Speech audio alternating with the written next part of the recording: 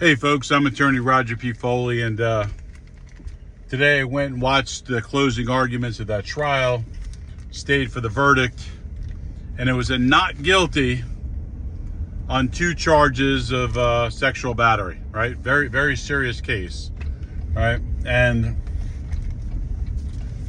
the attorneys on both sides, just phenomenal, like really just did a phenomenal job. It was a very clean trial.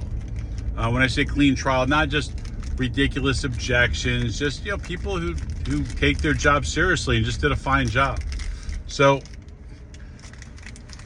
here's the crazy thing, right? You get a not guilty, right? A not guilty on life felonies cases, 2 charges, right? Each count punishable by life in prison. And you can imagine the excitement of that. I mean, your life's on the line, right? You're sitting there as a defendant, you're sitting there as defense counsel, and you win that. And talk about the rush. Like, you're not facing the rest of your life in prison. You're going to be able to see your family again. As an attorney, you're like, hey, I just saved someone's life, right? I mean, literally their life in prison. But on this case, there was a violation of probation, meaning in a criminal case, right? When you go to trial, it's beyond and to the exclusion of a reasonable doubt. So if there's one reasonable doubt, it's not guilty. Okay, so they got the not guilty, but on a violation of probation, it's preponderance of evidence. So it's like you only have to show 50.01%, right? Like if the scales of justice are there, like Lady Justice, just a little bit, and that you violated probation. That's all they have to prove.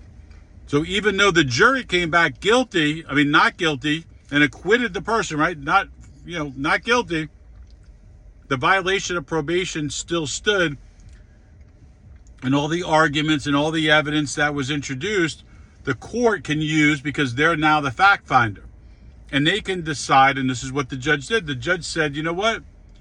It's a different burden of proof. It's a different standard. And in my opinion, I'm the fact finder, the judge, I find that there was sufficient, I find that there was a violation. There was an arrest, there was a charge, possession of a firearm, a rape, sexual battery. So they won the battle, but they lost the war. Why? Because there was enough information to violate that person, and the judge sent them for 10 years Florida State Prison.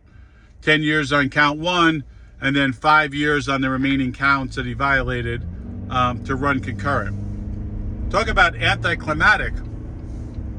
Here's the analogy. It's Super Bowl Sunday, and your favorite team,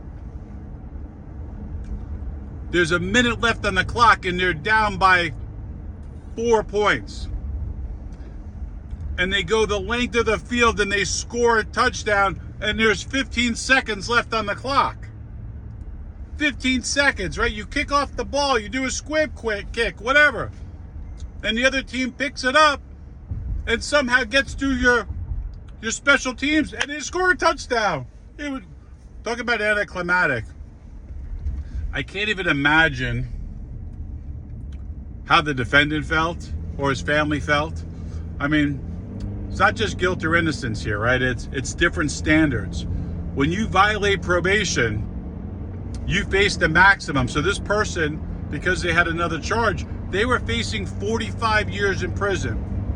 They had received what's called a youthful offender status, meaning that they were under 21 when they committed that crime. So the judge had capped that sentence at 6 years. Well, now,